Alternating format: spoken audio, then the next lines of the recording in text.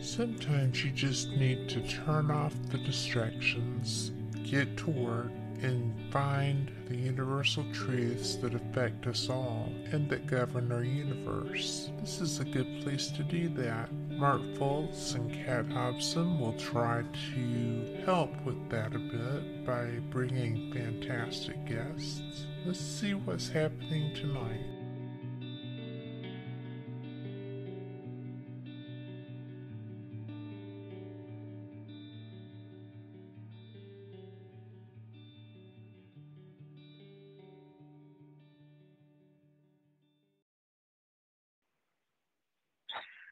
Welcome to Universal Truths with Mark Foltz, coming to you from WBHM-DB in Birmingham, Alabama. And I am coming to you myself from Pensacola, Florida. Now, tonight, we're going to have a great guest on, Teal Gray. She's been a bud of mine. I met her 7 years ago, and we've just kind of been like peanut butter and jelly sandwiches since we met. She was very gracious. I was going to I had a talent agency at the time, and they got me into a thing in Texas, an event, and Teal was supposed to be the lead psychic there, and she contacted me a couple of days before and said, Spirit told me I need to share with you and let you share the program with me. So, which was very gracious. And we just have been good friends ever since. And we've worked on books, and we've had quite a few adventures together. And so we're going to be talking about her and her books here in just a minute. If you want to know, well, to contact me, and I'm in Pensacola. You can come to Live and Let Live Metaphysical Store on 4622 South Layfield Road. It's a great metaphysical store. It has Sal Gandolfo and Matthew Ferguson can help you with your metaphysical needs. And I and two other psychics, Tony Talley and Terry O'Connor, we're all 60 years old, so we've all been around the block. So we can handle readings. And so if you want to meet me in person, come to Live and Let Live. Now, I'm going to introduce you to Teal Gray. She has had, she's great at doing books. I think she's had 8 books that have gone to #1 on Amazon, like the KDP Amazon book program. And she's just done a fantastic book about Haunted Denton. And it's being done by a very prestigious book publishing company. So I'm going to welcome her in now. Hello, Miss Teal. Hello. Well, thank you for the great intro. It's wonderful to be here. I appreciate you sharing your time with me. Oh, thank you for coming and gracing us with your grand presence.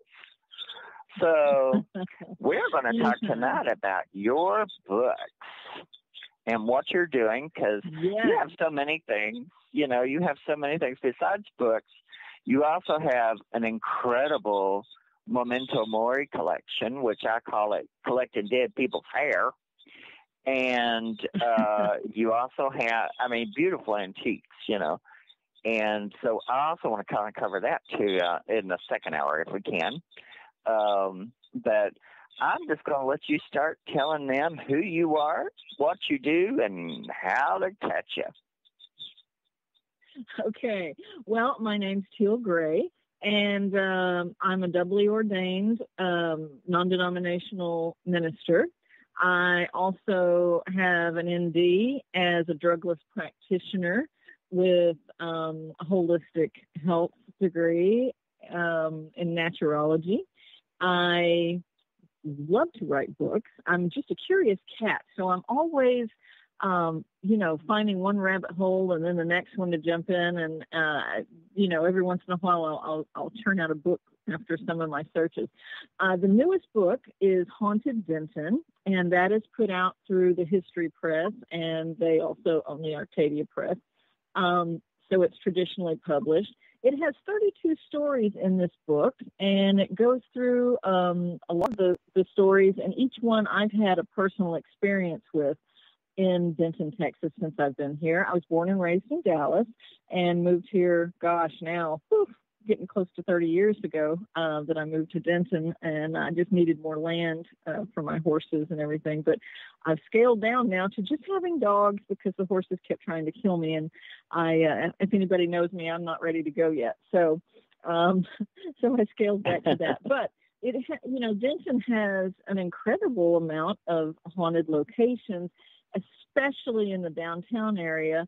And so one of my offices was downtown for a few years. And Mark, when you've come up to visit, you've been to that office in that historic building. And that was very active. So, this book is centered around downtown square, and then it expands out into, further reaches of Denton and Denton County, Texas. And so I hope everybody enjoys it. It seems to be doing well, so that's always good. So the one last year came out this time last year was Haunted Hill House, and that's about an amazing. I think that's got to be just the most haunted house I've ever been in anywhere. And it resides in Mineral Wells, Texas, and is owned by Kathy and Sonny Estes. They're wonderful people, and just, I think of them as guardians of the house and the spirits there, because it's a really special relationship. Even though it's very haunted, it's some beautiful stuff has happened there too. Some great interactions. So that's probably the most current two. I do have a Memento Mori book coming out. Should be out in September. And that covers, so many things, not just my collection, which I have over 100 items now in my collection, which I've toured and lectured with. People really at first, and listen, I was the number one, like, oh, no, absolutely not, creepy. Oh, no, you're just bringing trouble onto yourself. Until I was at an auction, and I was, there for the antiques. This set of things came up, and it was Memento Mori items, which for anybody who doesn't know what we're talking about, Memento Mori just means you too will die. And it is a practice. There's a subgenre of Memento Mori art. There's the jewelry. There's all these different things. There's framework you'll see where hair is braided, sometimes into flowers, sometimes into other objects. And it's just beautiful. The work is very precise. The precision is done back in the day. Many people that were jewelers would work in that, because such tiny, tiny little braids would create rings even, not just hair that was braided in beautiful ways to go inside, I would say, a brooch or something like that, or a necklace, something. But it would be, even watch fobs, what's normally a chain. Well, if that was somebody wanted to, have a memory keepsake of a loved one, that would be made, instead of out a chain, it would be made with their braided hair, and many different designs, and even earrings. Just it's endless how it goes on. So I never thought I would collect that, because I just thought, as a person who has always grown up with spirits and things around them. I know some people think, oh, by now you and Mark ought to be just blasé about it. But I'm not. Mark is much better than me. I'm always like trying to keep it an arm's length away. It doesn't do me any good, but I try. Anyway, this grouping was, fairly valuable, and it wasn't selling because it was, a mass amount of money. And so they were going to break up this, over 150-year-old grouping of family heirloom, memento mori, from each person in the family, either a brooch or a pin, something like that had been made. And they were going to break it up because nobody was buying it. And so at the last minute, I thought, well, I can't see, a family broken up after all these, decades. So I bought it. And then I thought, oh my gosh. And then that just it's like potato chips to me now. I always think, no, that's enough. No more of this. And something will be like, oh, it's a whole family's this, or it's a whole family's that. And they'll say, we're going to put them up separately. I'll just collect the whole thing. But that after the book is out, I do think it's time. If that's not going to go into a museum or something, I think it is time because I have so many items that I will sell all of it. And so that will be coming up probably end of the year. I'll let everybody know. Because so many people love some of the pieces. They've seen them in person, and everything will be cataloged in the book. And the book is a worldview of death.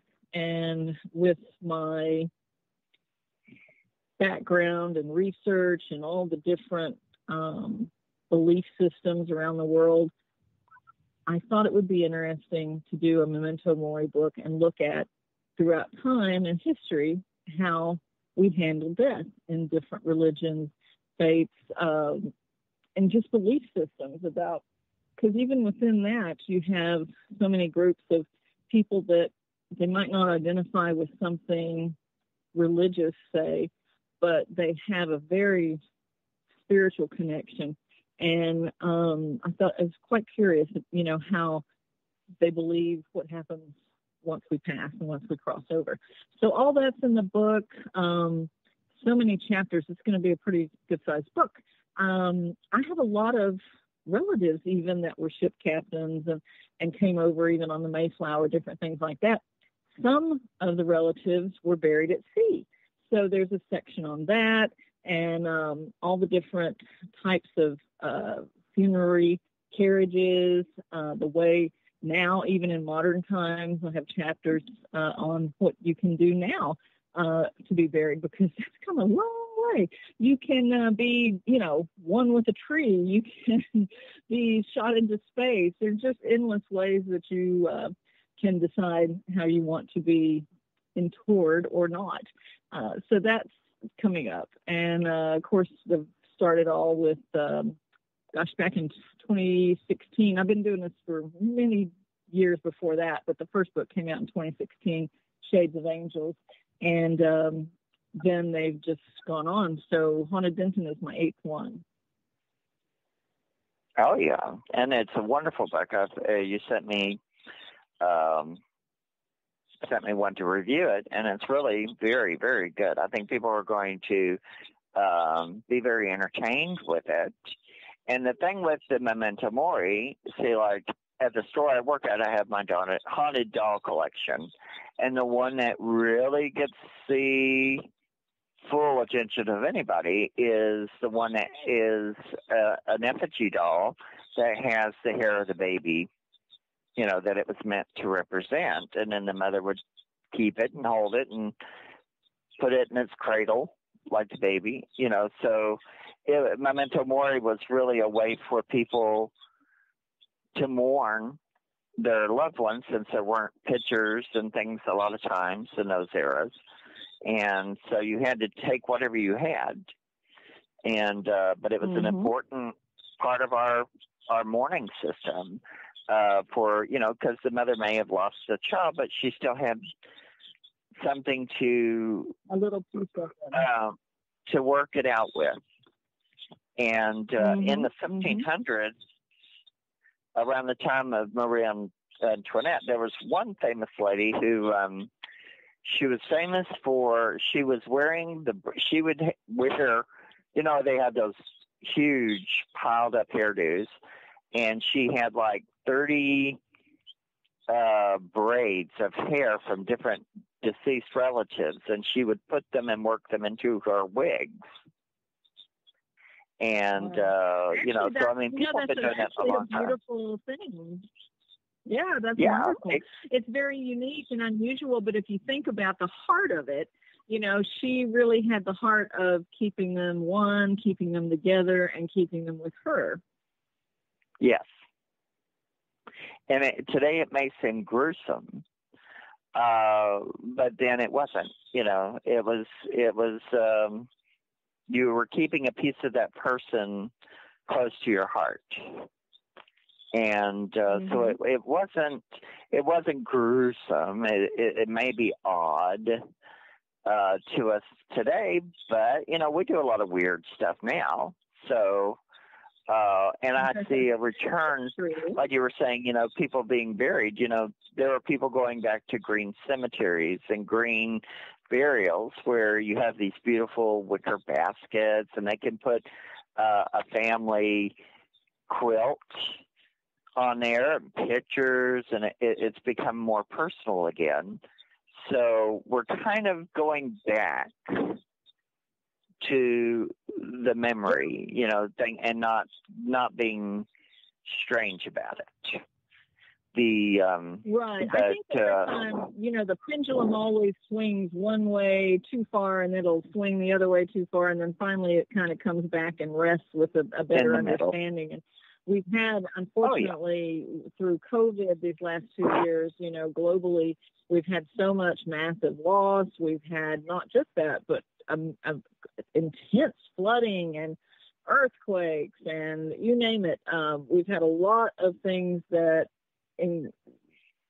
took so many people at once.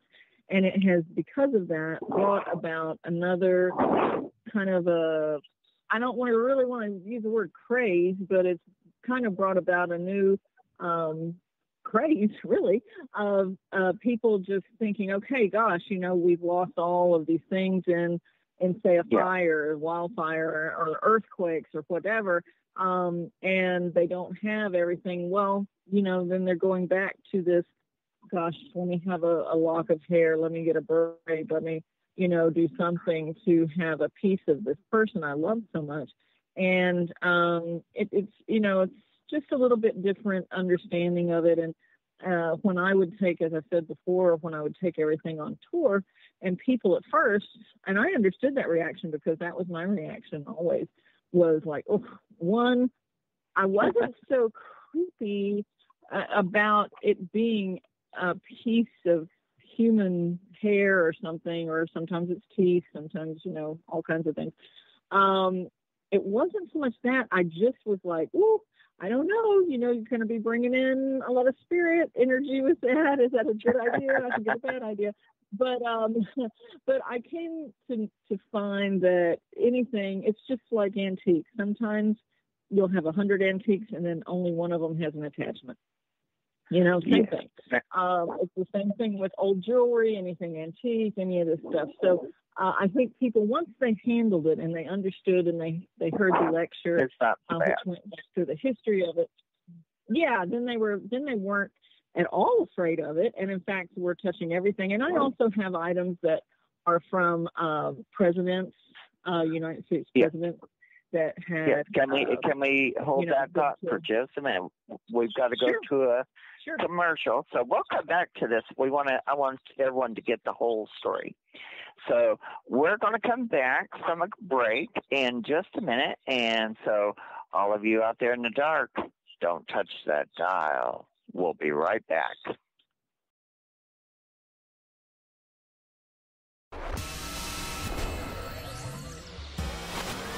You are listening to WBHM Digital Broadcasting, Birmingham, Alabama.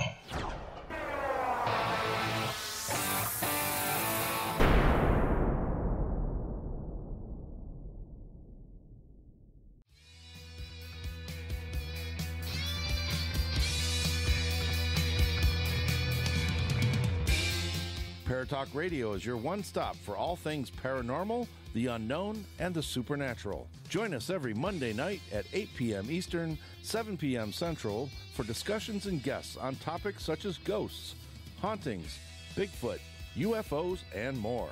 This broadcast is rated M for mature and intended for listeners over 16 on paratalkradio.com.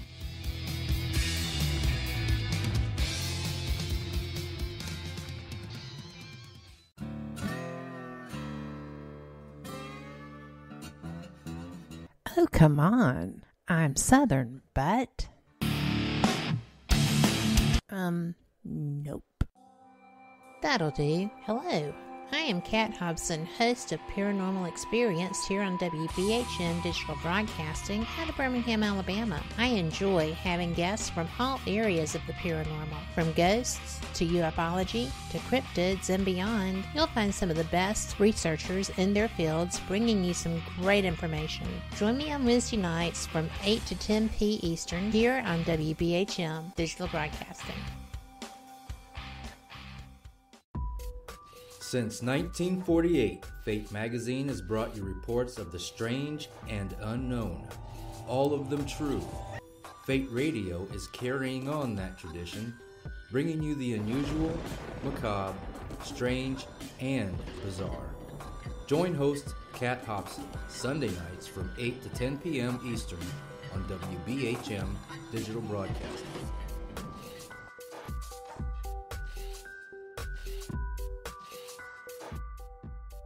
Thank you for listening to WBHM Digital Broadcasting out of Birmingham, Alabama. Since 1948, Fate magazine has brought you reports of the strange and unknown, all of them true. Fate Radio is carrying on that tradition, bringing you the unusual, macabre, strange, and bizarre. Join host Kat Hobson Sunday nights from 8 to 10 p.m. Eastern on WBHM Digital Broadcasting.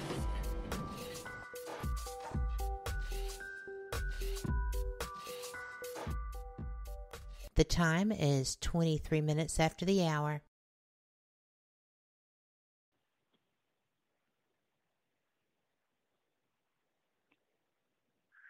Welcome back to Universal Truths with Mark Fultz, and coming to you from WBHM-DB in Birmingham, Alabama.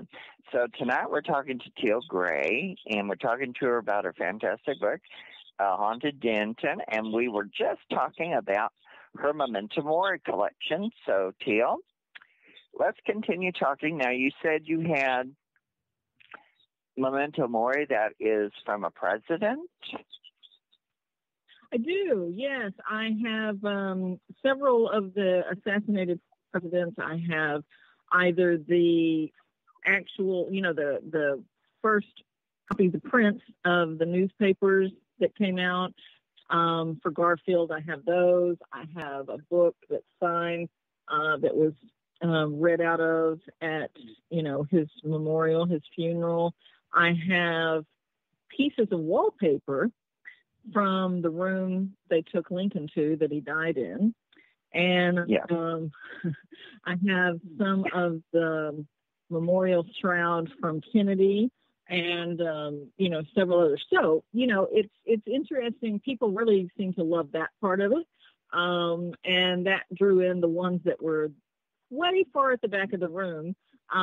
They wanted to see that, and I let people touch them. I know most people think that's a bad idea, but I'm trying to work with something a little different. So while I'm very careful with them, how I preserve them and take care of them and transport them, I do certain pieces, if they're delicate, I keep them, under glass.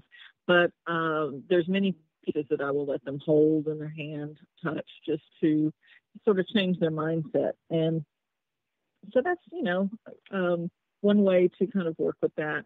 They're also, at first, a little put off with the subgenre of the dance of death art.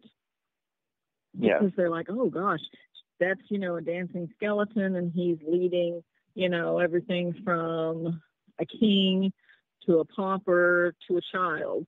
And the point being, death is, he comes for everyone. And that was the point of that, was for people to understand not everybody could read. And in fact, lots of people couldn't read if you go back in time.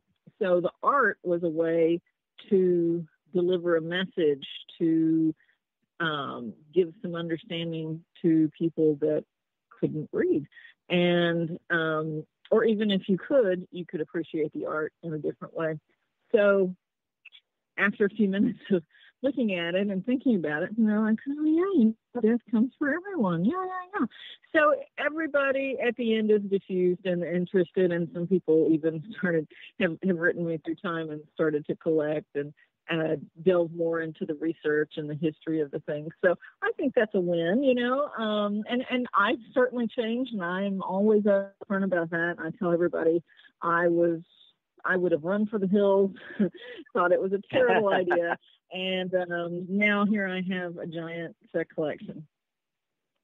Yeah, and actually I think I have a piece of a morning dress of Mary Todd Lincoln. It's just a little scrap, but if I ever do a channeling, I use that as in metaphysics, what we would do is you magnetize it. So wherever her energy is, that's a kind of a key to pick up her trail and talk to her. And I think I remember one time you told me don't you have something, a piece of tile or something from where Sharon Tate? I do, yeah, I do, from the fireplace, and I have a little piece of the pool. Gosh, I just blanked out on her name. The actress who was beheaded in the car. Gosh, she was blonde and gorgeous. Jay Mansfield. Jay Mansfield, yeah.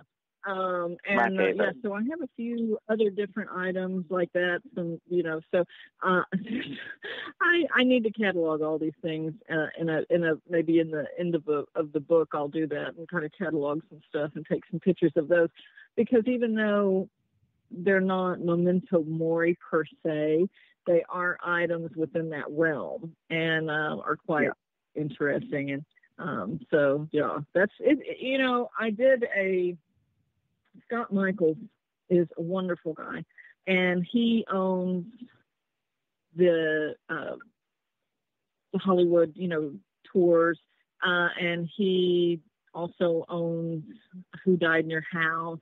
And so he does a lot of tours with, historic places and all the, like I said, the stars who have passed. And he had me do a blind reading of different items. And so I didn't know what they were, and I also couldn't see what he was placing in my hand. I didn't know if it was little or large or whatever, because of the way I held my hands and the way he placed them. It really, I wasn't closing my hands, if that makes any sense. So sure. While the weights changed a little bit, some things you couldn't really tell. They were so lightweight. I couldn't tell what I was holding, if it was what it was. But anyway, on the upside of that, I was able to connect with each thing. And but it was really a powerful moment. I had a real issue and was overcome when he placed something in my hand that had been off of somebody on the Hindenburg. And it came to me just in a flood of people and a bright light that turned to fire. And I was trying to connect with like what this big thing was. And then, it was like, oh, I'm in the air. And then so anyway, with, a minute it comes in, how this works. And you get bits of information and it all comes together, and then it gets more and more clear. So there were a lot of things like that. A piece of Rock Hudson's bed. There was just, you name it. And the funny thing with Sharon Tate, that item he placed in my hand, the very first thing that came to me was her, but she was in a good place. Like, she was fine. But then she immediately went to that moment in time and that intense fear, not so much for herself, but for her baby. And, excuse me, all the while, I couldn't figure this out. I kept smelling coffee so strong. And I couldn't understand that. And I kept saying, gosh, I was telling what I was getting, and I was like, but I don't understand coffee. It's so strong. Yeah. And he said, well, go ahead. And so I did my whole thing, and and everything. And then I was like, but this coffee smell. And I told him that there was another woman there, and I explained this and that, all the things, and the people that I saw there and everything. And at the end, I was like, but I just don't understand. I said, this woman, and that at the end, as you say, it was Abigail Folger. So the Folger's coffee, that's what I kept smelling. She was so surprised because they were really just enjoying their evening. There was no reason for them to believe that something that horrific or even a break-in was going to happen that night. So no. They were caught very much off guard. Oh, yeah.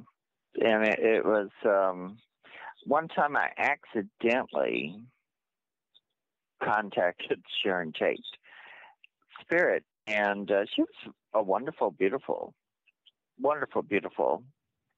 spirit. Very conscious, very functioning. Her parent, and too, I'm going to say, her parents, out of that horrible tragedy, her mother really brought about victims' rights. Because when I had my thing 30 years ago, there were no victims' rights.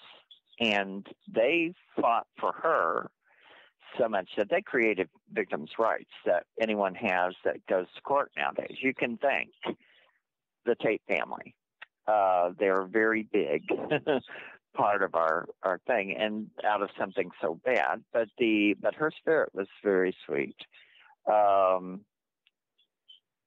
women seem to have done well. The male spirits from that aspect weren't as well adjusted. But she was. She's quite a beautiful spirit. But anyway, wow, but yeah, sure. But yeah, MJ Mansfield. I wanted to just say, oh yeah, she was very beautiful. Gosh, what a horrible way to go. I wanted to say, I couldn't remember a second ago, but Scott Michaels' tour in LA is the Dearly Departed tours, and so you can find him easily in Who Died in Your House, that company. But anyway, he's a great guy, and so I was actually really honored to be able to hold all these items in my hand. And the list is long, and actually I did put that list. I think it was a few books back in Reading the Unwritten when I was explaining about how information comes to me and things, come about and all that. So it's in that book towards the end of the book, if anybody's interested in that. Cool. Well, oh yeah, because every book you've had, they're all engaging, and so and we've had a lot of fun when we've done books together, because we do illustrations and stories together, and we've so, and I'm a ghost junkie, so, I like anything like that. But we've had some really good projects. And actually... well, it's been amazing, I mean, like I said, the cover you did for Shades of Angels is beyond beautiful. And then all those illustrations throughout the book, just amazing.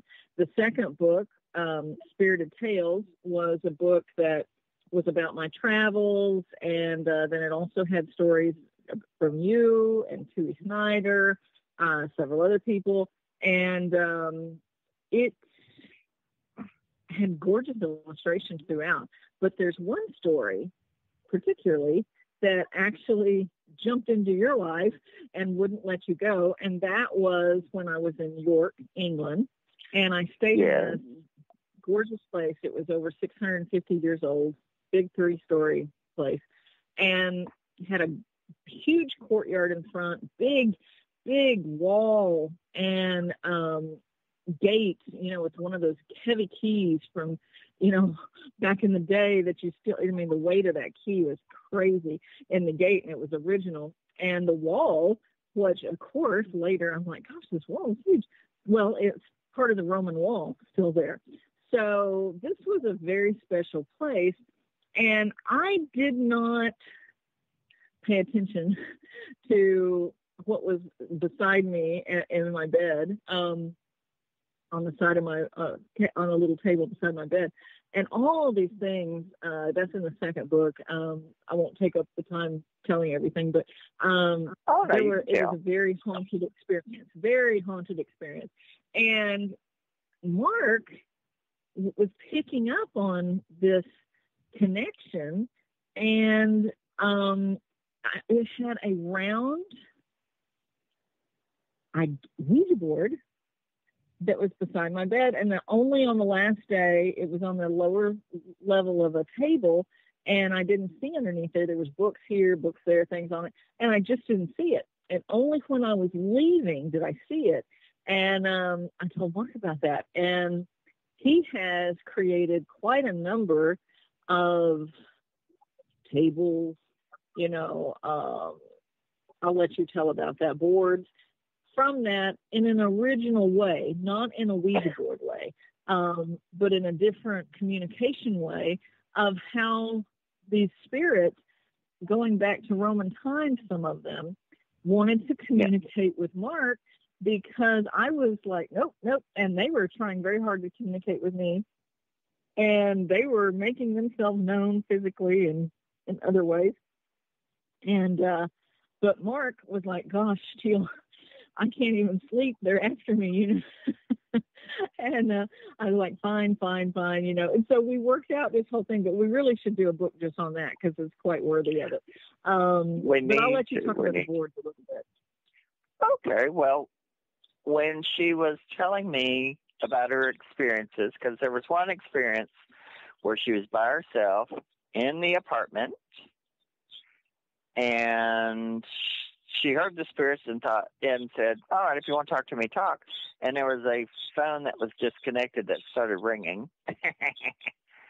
And so she, so it kind of freaked her out, So when she came home and I was talking to her about it, the spirits connected to me, and they wanted to talk, but they said, we want something specific. So I got their stories and everything like that. And then they wanted this round board, and I started working on it. And after I'd gotten the first one designed, I have like 5, and they're way different than the communication boards you get, like a Ouija board.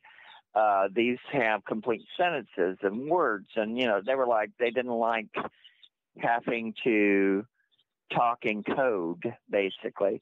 And I'd gotten those together, and then she was sending me some pictures, and there was this picture beside the bed of this round board, and I said, what the hell is that? And she goes, oh, that place is so haunted, they have a Ouija board by your bed so you can talk to the spirits. And I went, well, no wonder they wanted, that's what they communicate with. So they wanted me to do, I didn't know that she had a round board by her bed, but all the boards I created are round, and, but they're very, very, intricate. They have the colors of the cerebellum and the neurons, and I'm going to be working with those pretty soon, just because they're created not like a Ouija board, because I charge the ink, charge the paper, charge the pens, and then I charge the artwork, and then I applied the artwork to the board, and then I charge the boards, and so it's a whole different experience to use it. But there are the main board, which is called Deja, and then the other boards are the 4 categories of death, which is, natural, unnatural, homicide, suicide, murder. So we have those just out of that one experience. So but it was fascinating. It was really fascinating. And I still use those now. I have people clawing at me wanting copies of the first board. And so I'm going to have to make them available at some point, but I just don't know how to do it quite yet. It's involved. And it's not a Ouija board, so it's different. No. But that place was, like I say, surrounded by an old, still the old Roman wall, and over 650 years old, 3 stories, just gorgeous, but super haunted. And I mean, one night I thought, what's going on? I had taken both my daughters and their significant others with them, and 2 other people. So there was a big group of us, but I had rented that place, and then adjoining it was one that was done as if it was the 70s. And my older daughter loves that. And so part of them stayed over there, part of it stayed in mine. And, but there was adjoining through a hallway to the both places, so, but it was both of them very large. So you had a lot of space, but I thought, what is over here? So even though my bedroom was on the 2nd floor, and then there was bedrooms on the 3rd floor. And in their situation, there were bedrooms on the 1st floor and on the 2nd floor. And in the middle, or at the bottom of the stairs on my side, in that 650-year-old building, there was, at the bottom of the stairways, and it led outside, and it led into that other unit. And I heard the softest whimpering.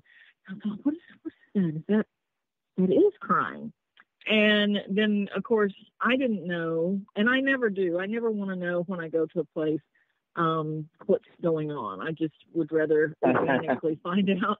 And also, so it's not always in your head, I'd like to have my own experiences and then later find out, in fact, blah, blah, blah.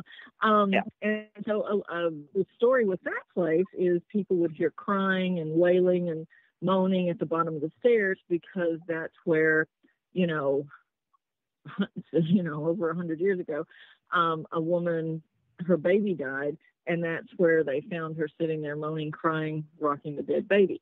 And so sometimes she'll still come through. And we're going to have to go to a little break. Okay. Let's go to a little break, but we come back. We want to finish the story. So we're going to come back in just a minute, but all of you out there in the dark, don't touch that dial.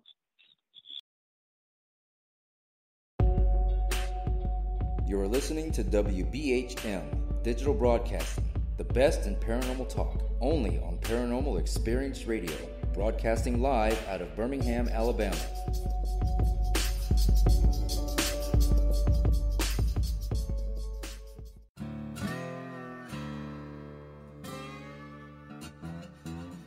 Oh, come on. I'm Southern, but...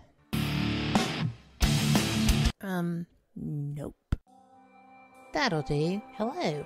I am Kat Hobson, host of Paranormal Experience here on WBHM Digital Broadcasting out of Birmingham, Alabama. I enjoy having guests from all areas of the paranormal, from ghosts to ufology to cryptids and beyond. You'll find some of the best researchers in their fields bringing you some great information. Join me on Wednesday nights from 8 to 10 p. Eastern here on WBHM Digital Broadcasting. Since 1948, Fate magazine has brought you reports of the strange and unknown, all of them true. Fate Radio is carrying on that tradition, bringing you the unusual, macabre, strange, and bizarre. Join host Kat Hobson Sunday nights from 8 to 10 p.m. Eastern on WBHM Digital Broadcasting.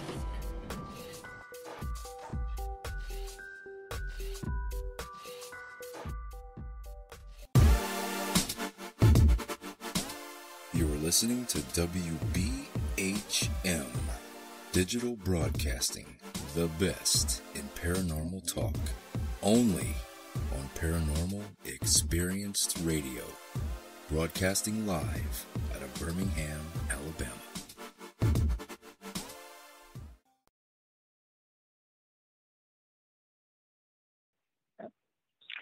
Welcome back to Universal Truths, coming to you from WBHM-DB in Birmingham, Alabama.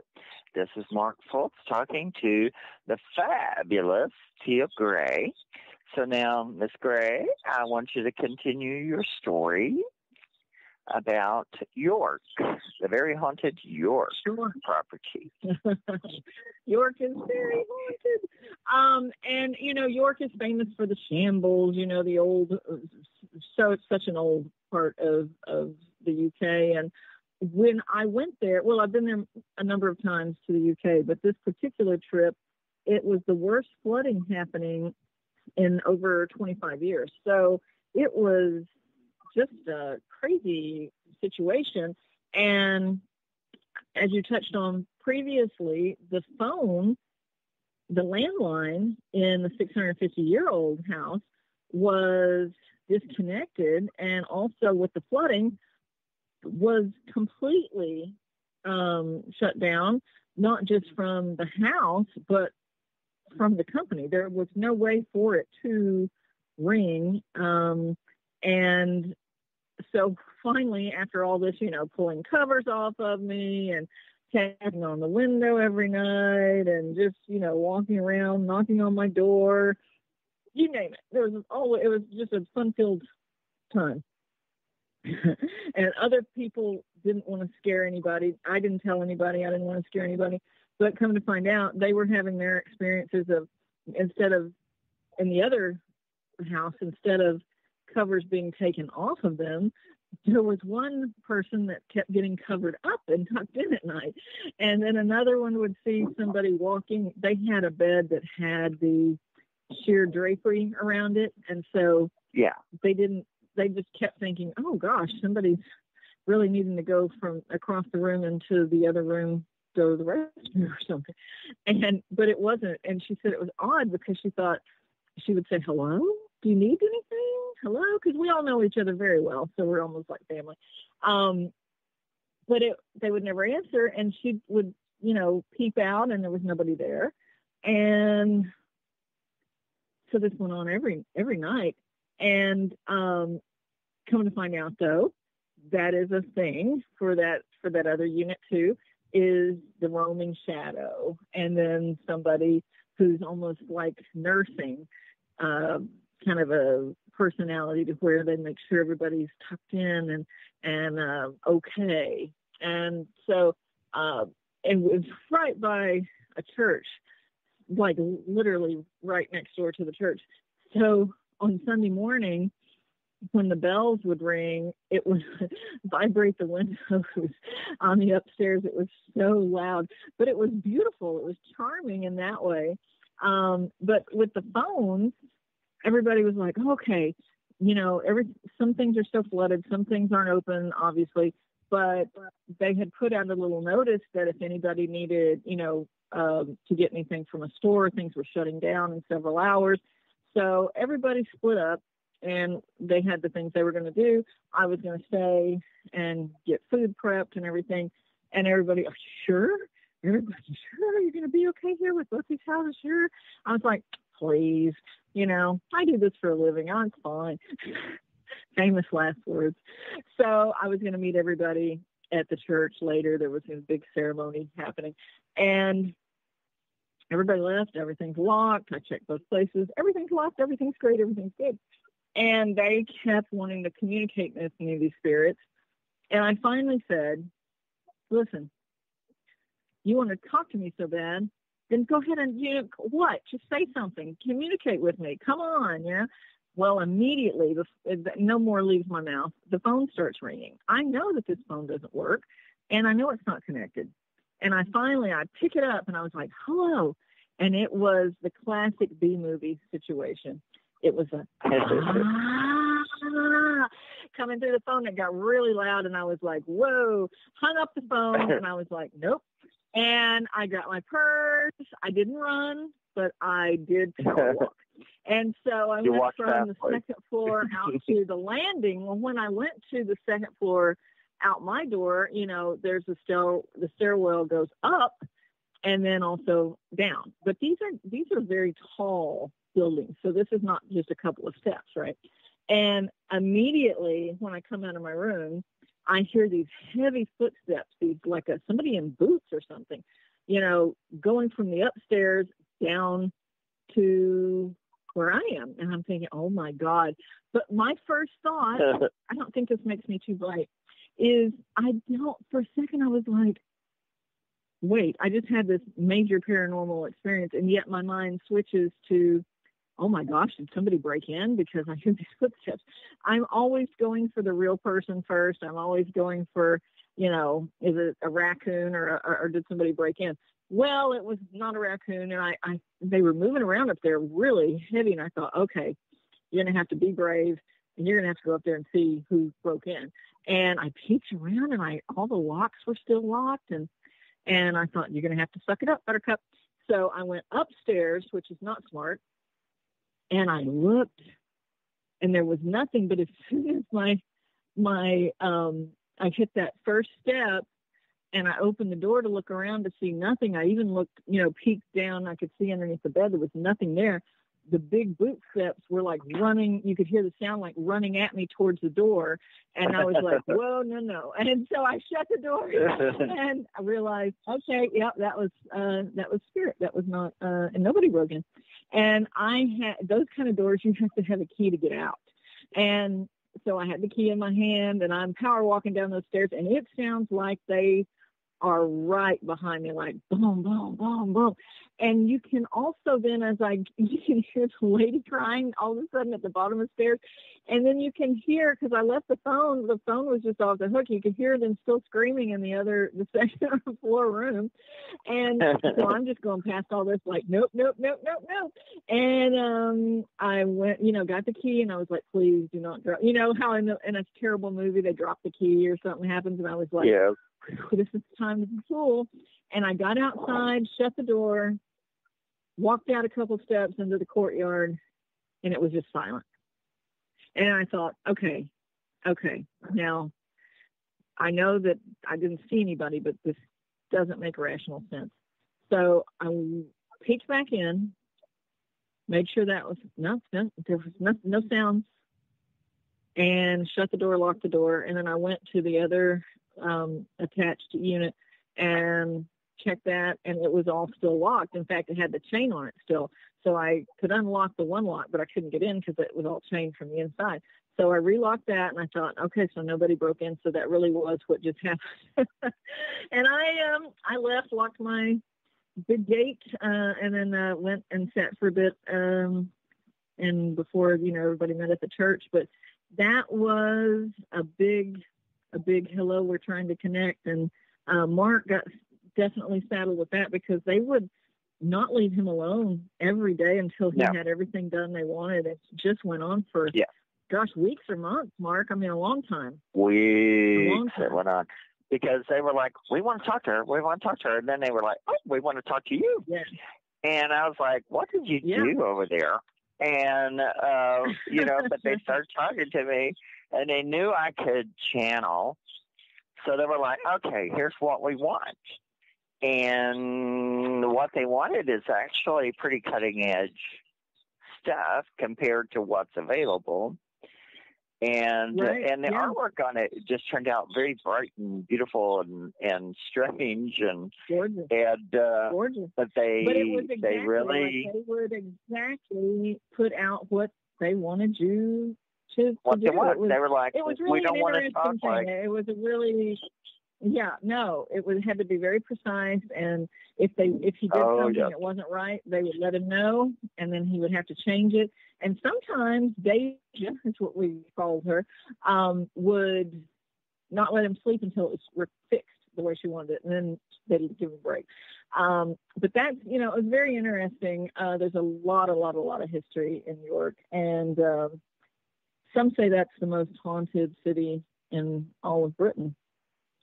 I would have to say, I went to a lot of haunted places there, and everything surrounding there had such amazing stories that went back very far, in history. So it's just unique in that way. That's really neat. We're going to have to go to a break, but when we get back, we're going to continue talking. We're going to we're going to dig into the books that you've done and the books that you're doing. And I'm having a lot of fun doing this. But we're gonna make sure to cover your books, because if you haven't read a Teal Gray book, you just haven't read a book. So we'll be back in just a minute.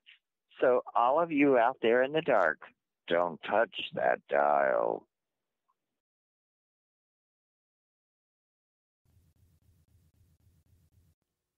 Live from NPR News in Washington, I'm Jack Speer.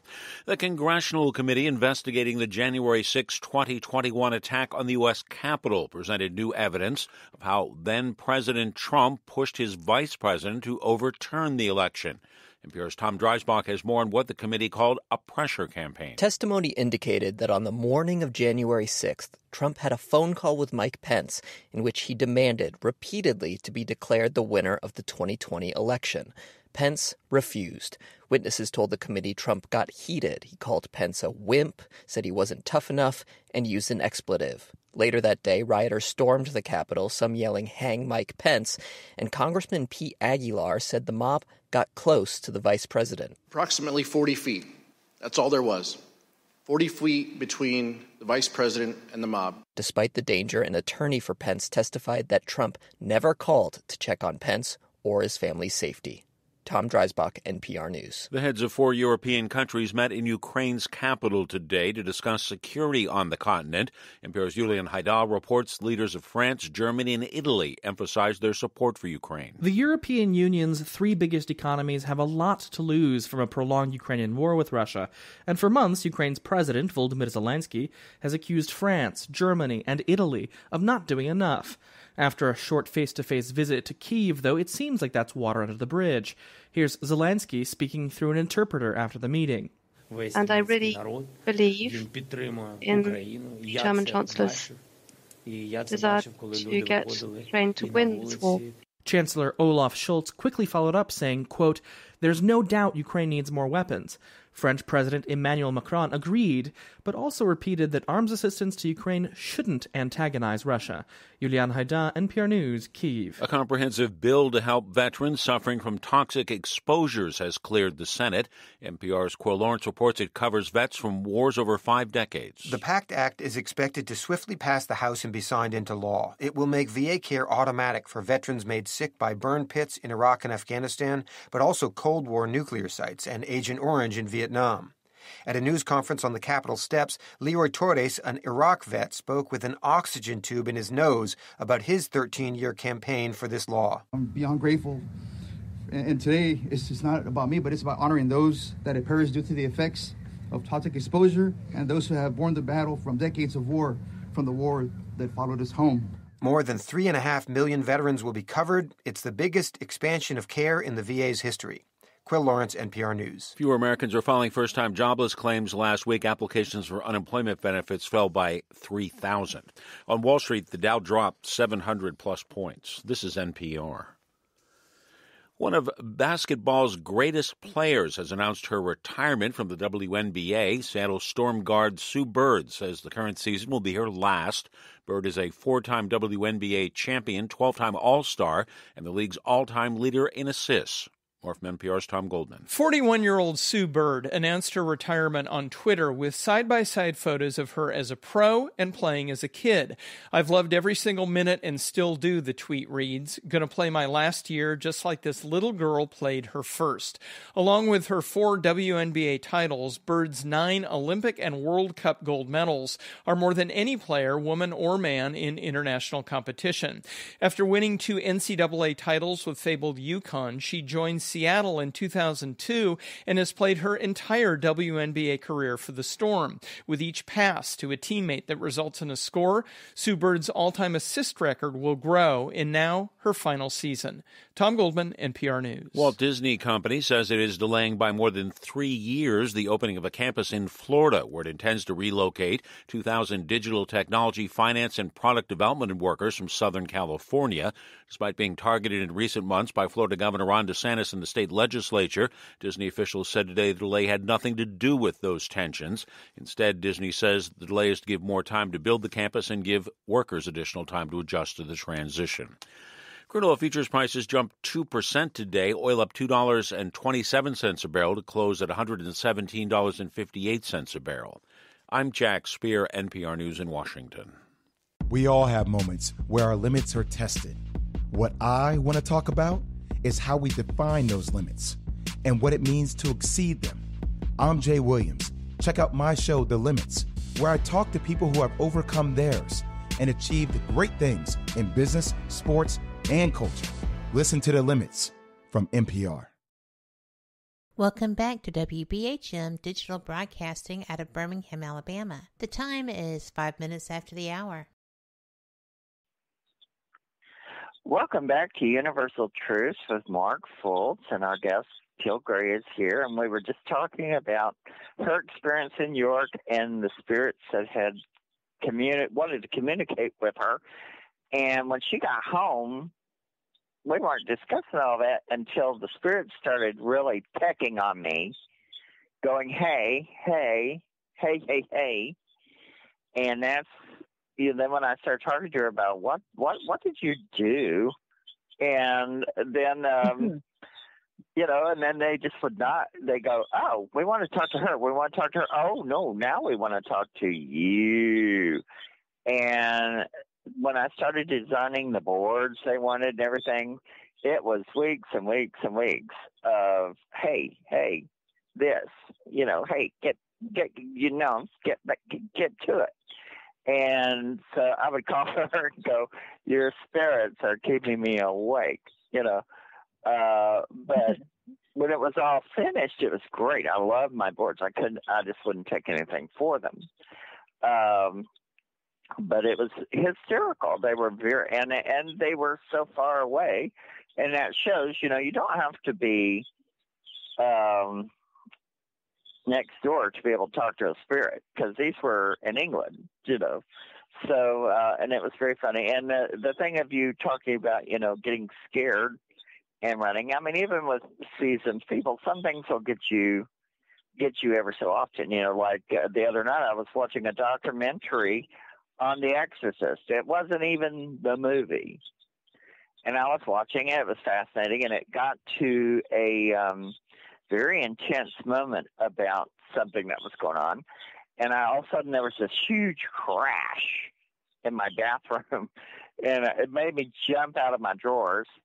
And I went there. Of all things, the shower curtain had fallen off, and made this huge noise. And after it, I was like laughing my head off. I was like, that's hysterical. But when I was watching it, I was sitting there. I might as well have had popcorn going, ooh, that's so fascinating. And then, boom, So even when you're used to it, you're going to get the bejesus scared out of you sometimes. And and I always say if people don't, then, or if they say, oh, it's nothing, I think, well, they've never actually experienced anything, because the people who definitely have, they have a very healthy respect for it. Oh, yeah, because I've lived in one place I lived when I was in my 20s. I mean, they had so many shadow people, and those things are actually pretty darn scary looking. Yeah. And it got me used to them. But, when you're downstairs and you're in the dark waddling through the house, because I have a terrible habit of just at night, I don't care about turning the lights on. I'll just wander through. And that was a big house.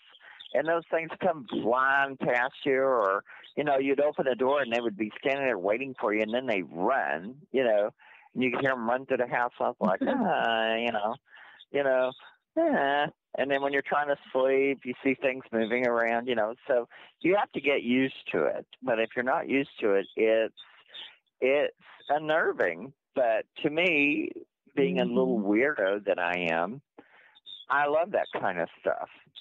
And now, things I would have been scared of years ago, now I'm like, I would be chasing them around with a camera and a recorder and saying, what do you have to say to me? and give me your autograph, you know. But yes, we will have to do a book about York. Now, yeah, definitely. We are, and two, we've worked on books that, like the one that I did that I hate. That, you know, I have it out there, but I hate it. That, you know, while we were trying to do it, everything that could go wrong went wrong, and the computers were doing things that they should not be able to do, and you know, it would look like a big long hallway.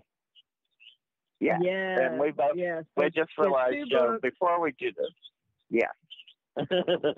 you know, when you're sitting there trying to get something done, all of a sudden the picture on the screensaver looks like a hallway going into infinity, and it's like, what the hell is that? So, you know, when you just talking about them will bring them. So, and we've had problems with radio shows, you know, because the electronics will go wah wah wah, you know, and do weird stuff. So it's a lot of fun.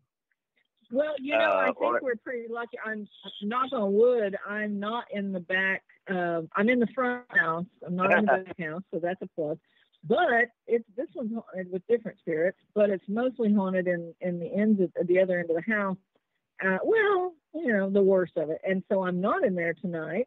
So I think we're doing a little better. Knock on wood, like I said. I'm not here. Well, when I've been to your house, I haven't been in the front house. I've been in the back house. Yeah. And in the back house, I've had coins float past my face. I've had people, you can hear people in there having parties, or you'll hear yoo-hoo, or, you know, and one time I went, yoo-hoo back. I thought, oh, they're coming in. They're coming in. The party's on. Yoo-hoo. You know, not go out there, cricket. And then when there's nobody there, right? Oh, gosh. And it even happens, you know, when there's, because the house is big. The back house, the front house is of course bigger than the back house. It's a 4-3, and the back house is 2-1. It's got huge living rooms and everything. So it's a pretty big house. And so there's times when there's multiple friends that stay back there. So they have their own bedrooms and everything. But it doesn't matter how many people are back there. It is still super active. Everything from the classic, you know, lights turning off and on, and bed shaking, to things getting in bed with you, to, like Mark said, you know, the coin, making sure he saw it, you know, he heard the noise from the other end of the room, and he thought, ooh, I'm going to have to tell Teal she must have a mouse getting in that box, because he heard coins rattling around. And no, it wasn't a mouse. All of a sudden, this coin comes across the room at him, kind of pauses. He's sitting on the bed tying his shoes for us to go out. And the coin kind of pauses a little bit, which is also crazy, to make sure he sees it in front of his face, and then pretty violently slams into the other room. So you've got all of that. You've got noises, tables slamming down. You've got the party things, people chattering, music, undescribed music, you name it, shadow people, you know. It's busy. It's busy. Well, the time well, the last time I was there, when we were going to an event, Tui stayed in one side of the room, and I'm the one part of the house. I stayed in the other. And all night long, she kept hearing all this noise, thinking it was me. And, I mean, loud noises. And you thought it was her. And then and I thought, I kept hearing this, oh, and I thought, Chewy, you know, can it, you know. And you'd hear doors doing it. I thought, God, if it doesn't know, she's a best-selling author as well. And she's touring around the world right now. Not for her books or anything, but just on a cruise with her husband. So she's off visiting cemeteries all over the world. But she thought all night long, my goodness, Mark, you know, you're so loud and all the music and everything, and we've got an event tomorrow, and da-da-da-da. But she didn't say anything, and he was like, Tui, you're so loud. We've got an event tomorrow. What's going on?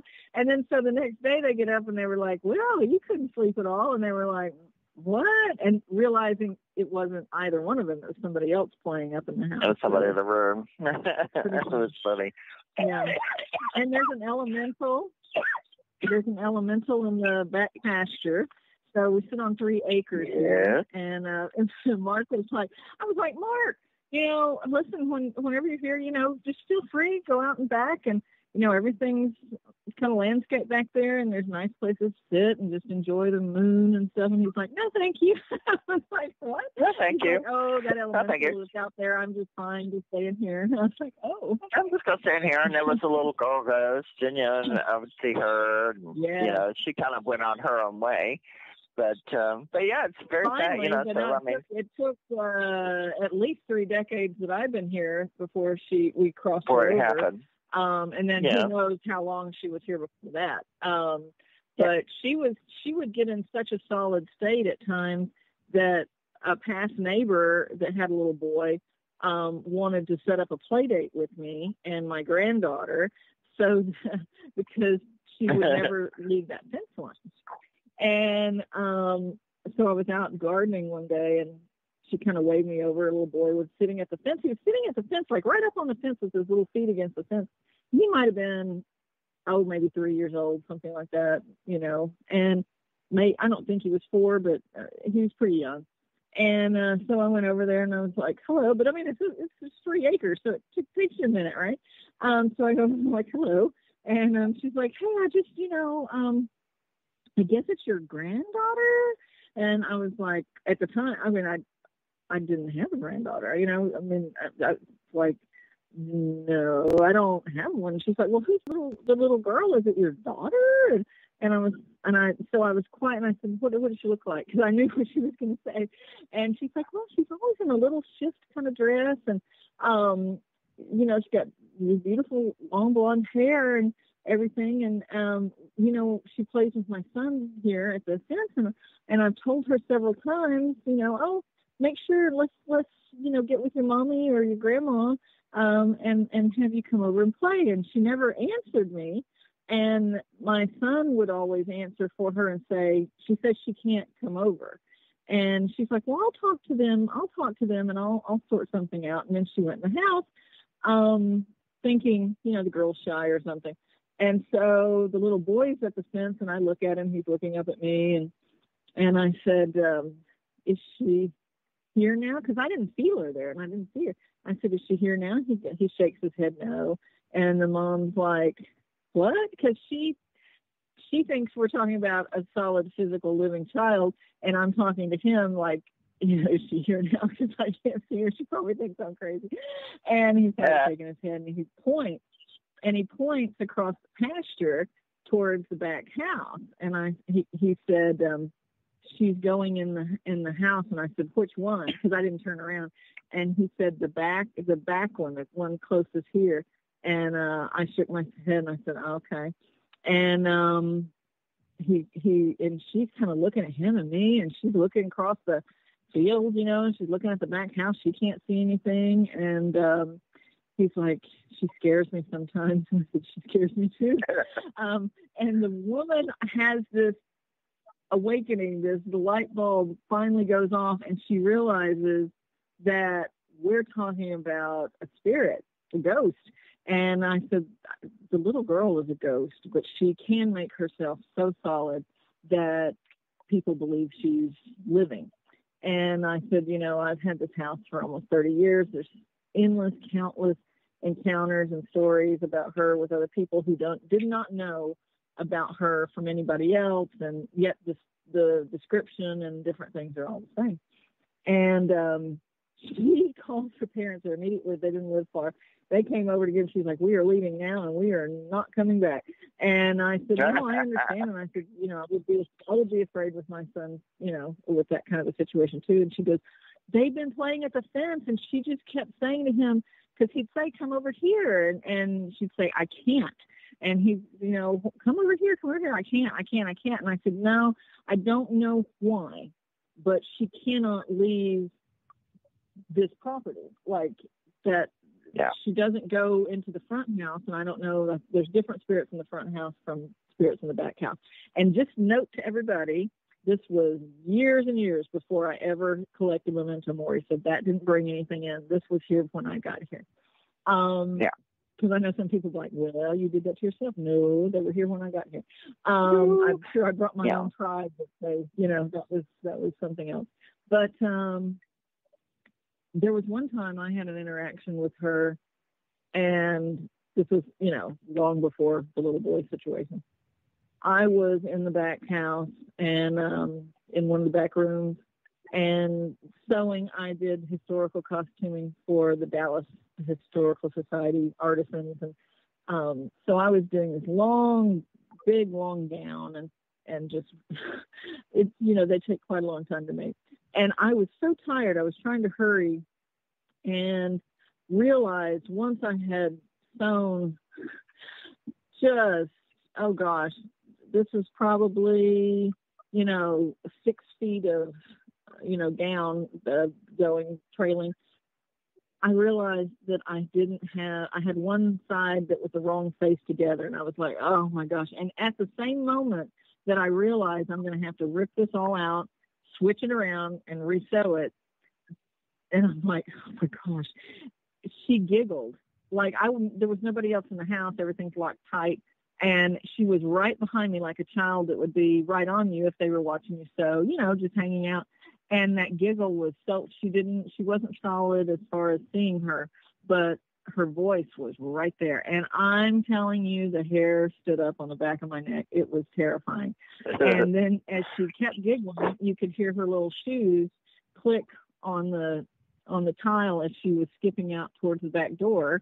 And I stood up, turned off the sewing machine, and turned out the light, made my way to the front door, locked it, went into the front house, and did not sew anymore past dusk in that back house again.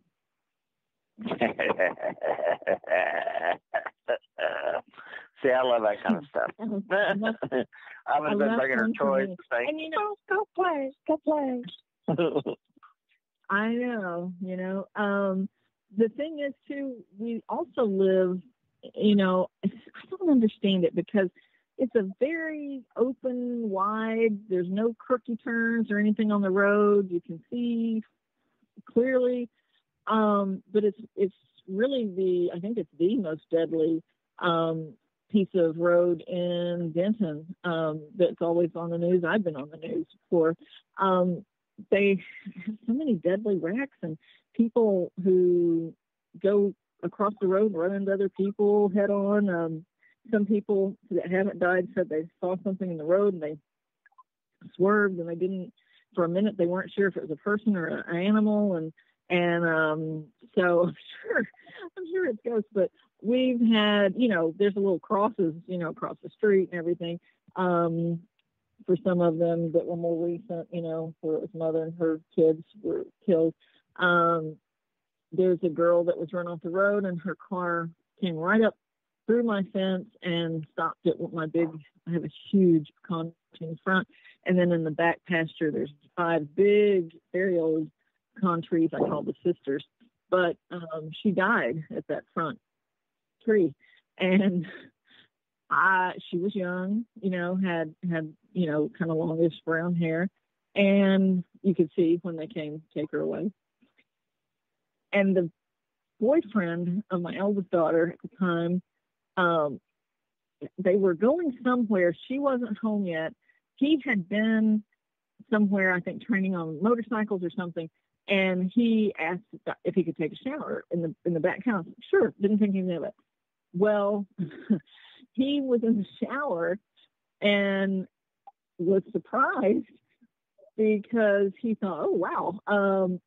He thought my daughter got in the shower with him because somebody wrapped their arms really tight around him in the shower, like all of a sudden. But he also was thinking, but I didn't remember later. He's like, but the door didn't open to the shower or the room or the bathroom. So he didn't piece it together till later, but it was just immediately somebody was like surrounding him and hugging him tight. And he was like, oh, my gosh. And so, well, okay. And so he turns around expecting it to be my daughter, and it's a very dead girl with long brown hair. So I'm assuming it's that same girl that died out there. And he ran naked from the back house house. It's a very large property, so nobody, on the street saw him. But we happened to be about to leave, and so we were going to the carport, which is in between the two houses. There's parking out front, there's parking in the middle, parking out back.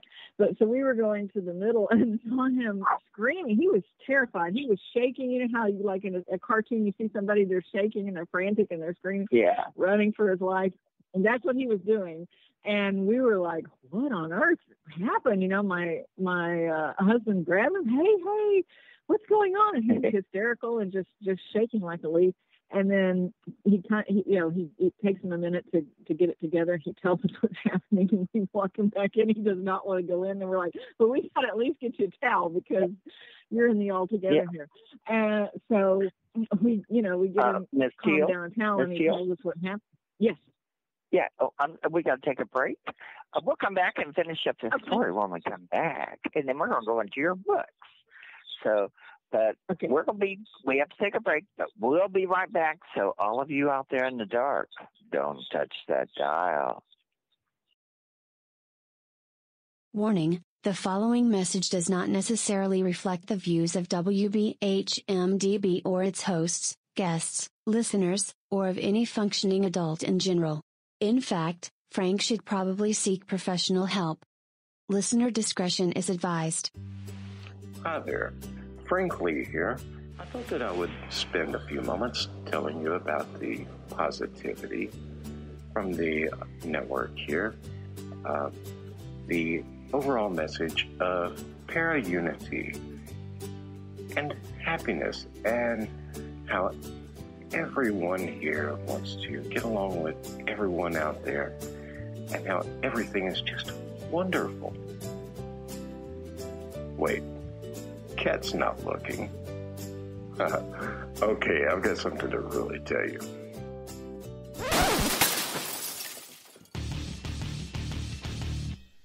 Okay, so I'm going to tell you what's really going on.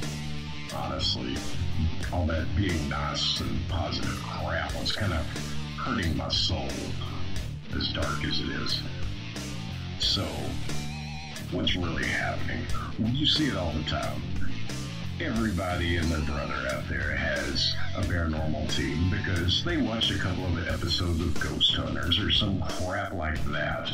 So they go and they spend half their mortgage payment on tools and things that light up that they don't understand. And then the next logical step after buying matching black t-shirts and posing like 90s rappers for their Facebook page is to, of course, have their own podcast. Well, you know what? You're not going to find that crap here.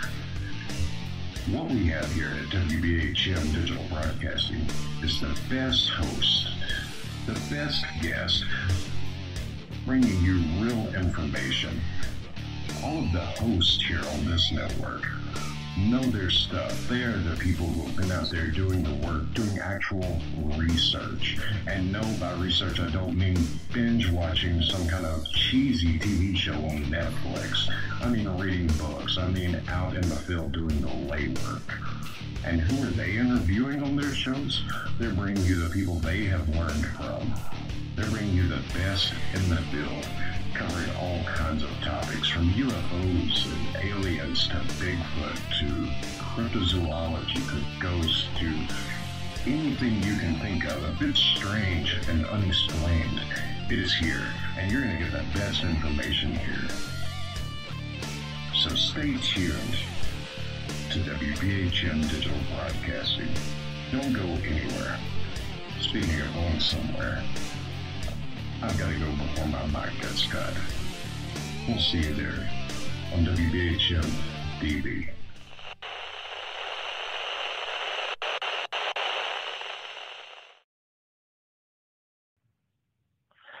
Welcome back to Universal Truths, coming to you. This is Mark Fultz coming to you from WBHM-DB in Birmingham, Alabama. And I'm in Pensacola, Florida. And we were just talking to Teal Gray, and there was a naked boy running out of the house because he got hugged by a dead girl. Is that the premise of that story? Hey, that's the premise. That's the start, and that's the end. That terrified the poor guy. And rightfully so, because he was so shocked because it wasn't just seeing it, like something invaded, his personal space. Yeah. And didn't just like come in the shower, come in the bathroom and scare him. I mean, it grabbed him, hugged him, and it was very terrifying. So, so we calmed him down, but he had a lot of other experiences out there. You could even be outside in the carport, and at times doesn't matter if it's day or night, and something would be rattling the door handle, even though it was locked to get in and get out of it. Doors would open on their own, even, chain that they'd open to the chain. And then sometimes it just never ends. Just the circus never ends. But there are different spirits in the back than in the front. And then different, the elemental is in the pasture, as Mark. You want to tell them a little bit about the elemental? Because that's your thing. You love it so much. No, it was just strange, and elementals, come from, nature for the most part. And I've seen several strange ones, like one that I call Tutos, that looks like it looks like a goat with legs it stands upright and runs to the woods. I've seen that on a property before. Pretty weird looking, but they're harmless, But this one was just a strange, dark energy, and I thought, I don't need to go out there and play pinochle with this person. So, so I was like, thank you, but and they no were thank pretty you. tall, weren't they? Very tall. Didn't you say it was very tall?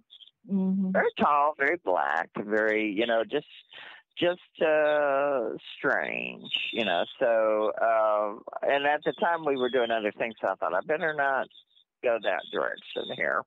We had other fish to fry. Now, sometime in the future you might ought to consider renting out your place to ghost hunters. They would probably love it. No, here's the thing. I can't tell you how many times they wanted to come out here because it's so active day and night. And I'm like, no, I'm just kind of protective of it because I don't want it to turn into a circus. And it would, because it's not like they won't find something, of course, because they're not hiding. They're not shy. But I just don't want to do that. So I I don't know what to do because I have decided to move. I'm moving next year and selling, and so I was like, well, I don't know. I guess I should tell them that it's quite haunted here.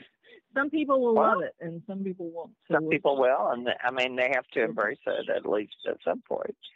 Well, now, we need to talk about some of your books.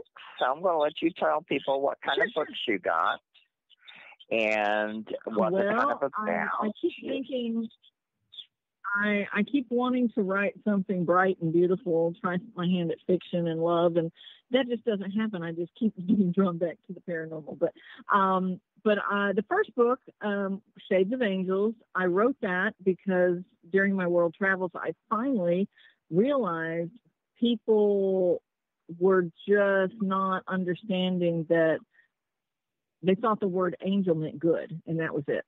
They didn't understand that there's as many dark angels as light angels. And so I wrote the book to educate people that, hey, you have to be very specific when you're praying and when you're asking, for the good angel, you have to ask for the good angels to come to you and be with you. And then you also have to say, please, God, please send the good angels to be with me and help me in every way possible. Then you also have to say, there's steps to this. Good angels, please do help me in every area of my life because we have free will. So in having free will, angels, good angels, can come and want to help you, but they can't intercede unless you ask. So you ask, and you have to be, again, very specific that you're asking for the good angels. Because people would tell me, I'm calling on the angels and telling them, just inviting them in, and it's a real mixed bag of tricks. Or some would say, look, it's been terrible, it's terrifying. And I thought, that's not right. And then I realized they have no idea. They have no idea what they're doing. They're inviting in a lot of trouble. And so that book is stories, in there about angels and different interactions. Mark has stories in there too. He has stories in there. Beth Daring has stories in there. And I wanted to do that. People have asked, why did you add other people's stories in there? I asked them to come and join me and put some stories in this book because I was doing, a teaching that was running through on different areas of this.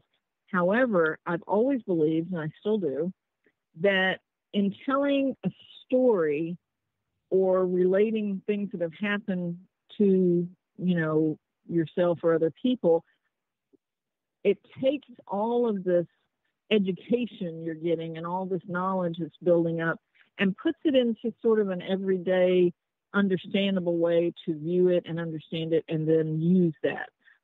Mark, if you want to touch on your story in there, I mean, even just the one, anyone you want to, but especially the one when you were having your near-death experience, you died more than once, and, you had the interaction there, and I thought your story was so touching and beautiful, and I, thank God, I'm going to knock on some wood, I don't want to have a near-death experience. I don't want to die. I'm very greedy for life.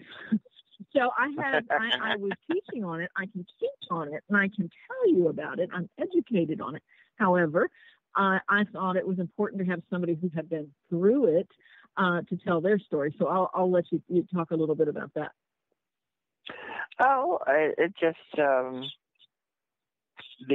when I was dying, because I had two experiences. And the first experience, when you start to go, when your body when the body and the pain quits, all of a sudden you start to feel weird, and you realize you feel good, and then you start to see the lights and the people, and they're calling your name, and you're vibrating out of your body. You only kind of exist from your sternum up, and if you die, you just go to them.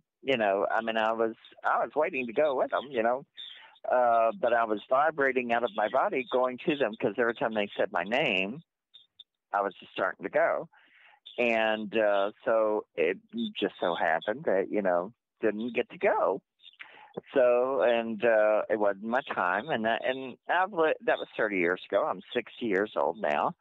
And so I've had 30 years of extra life that I could have been buried in the ground in a nasty polyester three-piece suit my mother would have buried me in, and because she was trying to palm one off on me at the time, which would have been worse. It's really one of those, I would not have been caught dead in what she was trying to pawn off on me, and I knew that's what she buried me in. That's probably what made me keep from going.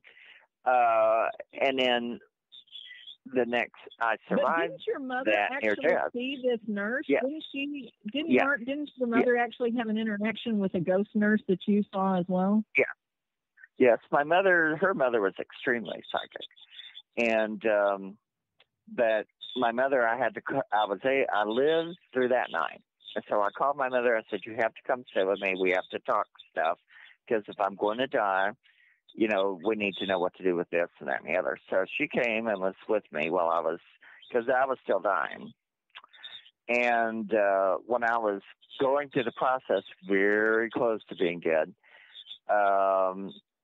she was sitting there, and this beautiful blonde-haired woman, who I know who it is, appeared to her and was wearing a candy striper outfit and holding a little clipboard, and her mom said she had the most beautiful blonde, strawberry blonde hair, and it was in a French braid, and she smiled at my mother, looked at her, turned, and went toward the door and disappeared.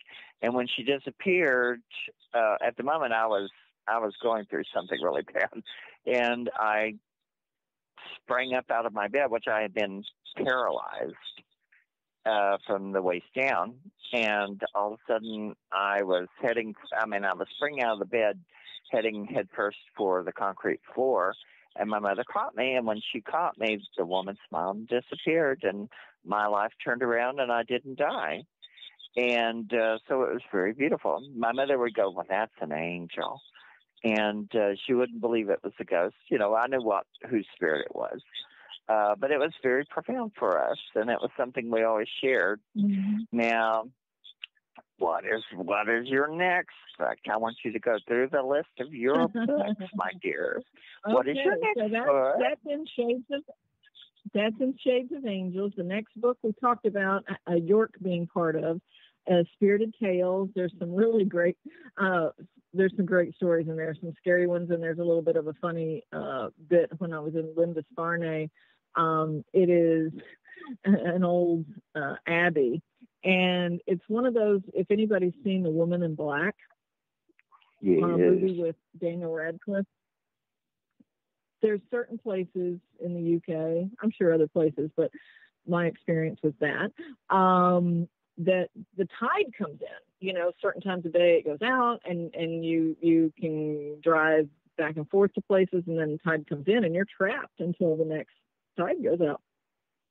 So we're, you know, pulled into Lindisfarne. We're on our way past that, going to Edinburgh, and beautiful castle there, you know, on the other side of the water. And so we were at this little, what would have been the entrance to it at the time, back in the day. And we're parked, and everybody's taking a break, looking around, taking pictures, beautiful, beautiful, blah, blah. And this little old lady toddles up to me, and she's like, "You stay in love?" And I said, "Pardon me?" She's like, "You stay in love?" And I said, "Oh, no. We're just here for just a little break and just want to take some pictures of the castle. And we're not even going to make our way across." She's like, "Well, you couldn't now." And I said, No, couldn't now. And I said, "So we're just taking pictures, and then we're heading off." And she's like, "You better take your pictures." And I said, "Okay, we are." And she's like, "You see the 3 rocks out there? You see the 3? Well, no, almost not 3 anymore." And I said, "I do. Yeah. What's with that?" "Well, now it's 2. And she's like, "The tide's coming in fast." And she says, "You know, you're not going to be able to get out of here minutes. You've got to go or stay. I mean, you could stay, but I don't know. Can you stay? I mean, because there's not many places to stay. So, I mean, I don't know. You leave in your car." So there's like 7 of us, and I was like, realizing, coming, you know, I'm thinking she's adorable. I love the accent. And, you know, she's getting a giggle from my Texas, you know, accent. And so while we're hugging each other and we're getting a kick out of that, I'm realizing the really quickly how that tide's coming in, because now we're on the second rock is getting almost covered, right? And so I'm like, "Oh my God," I'm yelling to everybody, you know, the tide, you know, and so everybody rushes into, you know, the van, and it's a super long way out to get out. And so by the time we did make it out, but just by the skin of our teeth, the water, it was coming in so fast that, you know, by the time we got out, it was well over our hubcaps. And I thought, we're going to have to be a sea rescue in just a minute. And we just made it, but boy, barely, because we were in what they call a people mover over there. It's a big van, seated, I think, 9 or 12, something like that. Big, probably 12. And so everybody had a lot of room, even with 7 of us. And so we barely made it out. And so that was one where it's kind of a funny moment. It's a lot of history and a lot of ghost stories surrounding that. But that was a little bit of funny. I always think, you know, about those rocks. And I was like, yeah, okay, all right. So there's a little bit of funny and mixed in with that. Not much. Most of it's just scary. And then the one after that was Scared Senseless, which was more interactions that we had, you know, with spirit.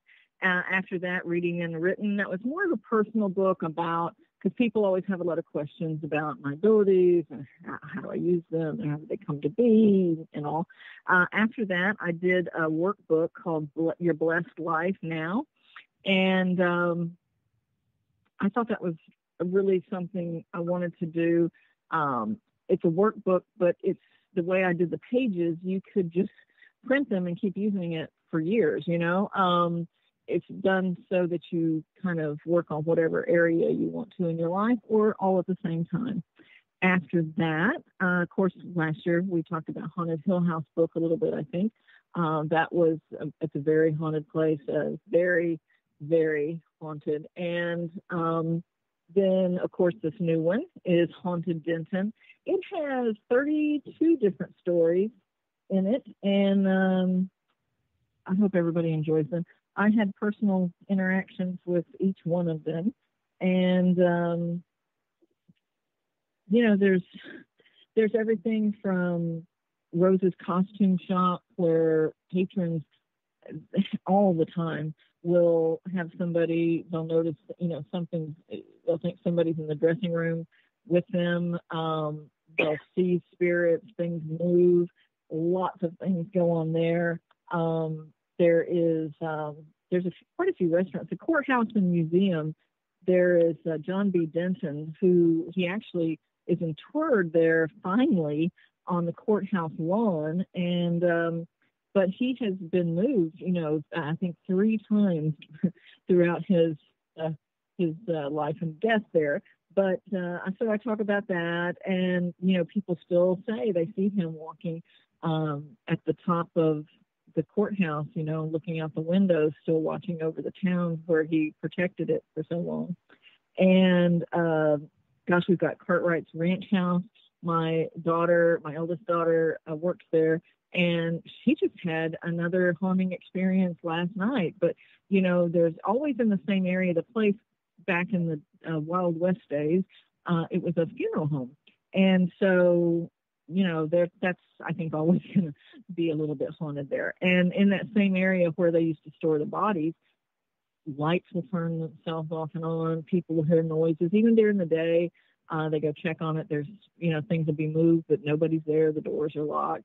She's seen herself and the cook. The story is in here about them seeing somebody and thinking, gosh, all our doors are locked. We're not open yet. And then going to check, and there's nobody there. Music playing, thinking, oh, there's somebody in there. No. They have, Dick's Coney Island is another restaurant. They have a lot of haunting experience that have been had there. And then you go, all the way around the place. The Wright Opera House, 1901 Opera House, is where I had my office for several years, and it was upstairs, second floor. And actually, there's quite a few stories about that, and there's a few of them here in the book. But it used to be, if you went through one of my closets towards the back, it actually, yes, it was a closet, sort of, but it opened up and went way to the back because it used to be backstage. So the backstage is still there. And they had several terrible fires where people were killed there. A lot of different tragedies had happened there. And so that was quite active. And Mark, you got in touch with Gabrielle, a ghost, a beautiful ghost that was seen there often. There's just so many places. So, you got to take a break? We're going to we got to take a break, but we'll be back and we'll finish this up, and I'll have you give a list of all the books you got to go look for. So, but we are going to go to break, and all of you out there in the dark, don't touch that dial.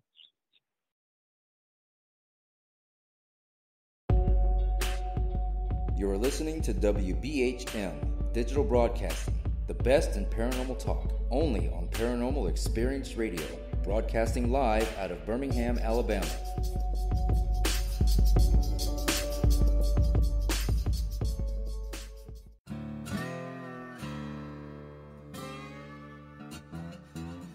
Oh, come on. I'm Southern, but... Nope.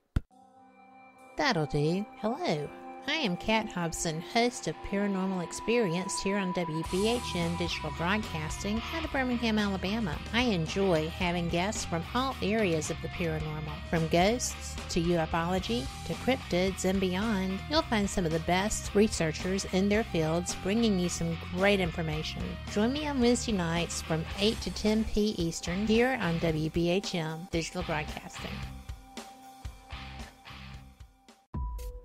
Since 1948, Fate magazine has brought you reports of the strange and unknown, all of them true. Fate Radio is carrying on that tradition. bringing you the unusual, macabre, strange, and bizarre. Join host Kat Hobson Sunday nights from 8 to 10 p.m. Eastern on WBHM Digital Broadcasting.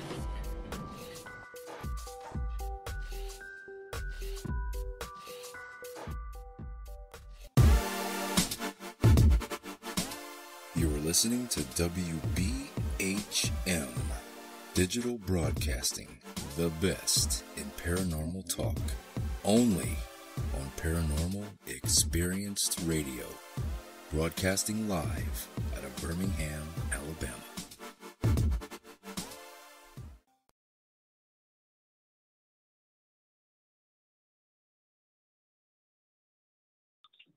It's time to go. Okay.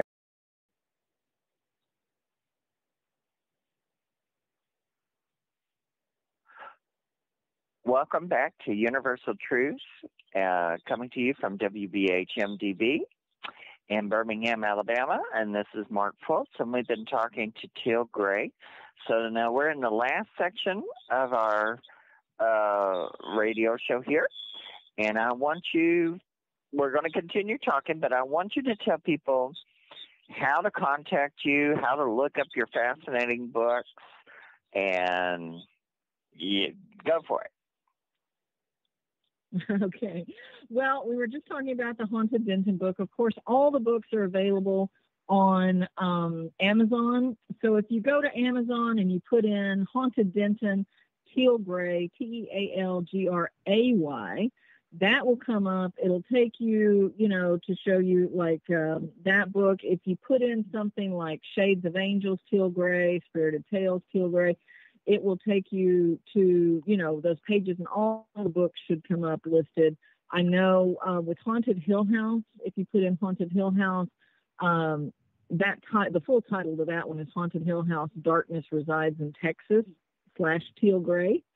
That will take you to that book and all my other ones. You can click on my Artha page, and then it will show you everything.